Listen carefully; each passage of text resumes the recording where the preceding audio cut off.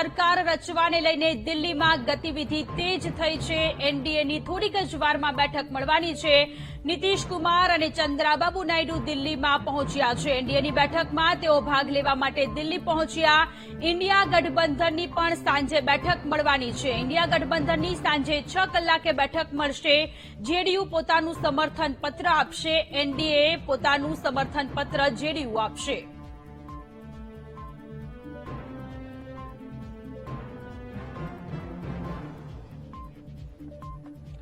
તો લોકસભાની ચૂંટણીનું પરિણામ આવી ગયું છે અને હવે બેઠકોનો ધમધમાટ શરૂ થયો છે। એનડીએ ગઠબંધન કે ઇન્ડિયા ગઠબંધન બંને દ્વારા બેઠક કરવામાં આવી રહી છે। દિલ્હીમાં નીતિશ કુમાર અને ચંદ્રાબાબુ નાયડુ કે જેઓ બંને એનડીએની બેઠકમાં ભાગ લેવા માટે પહોંચી ચૂક્યા છે।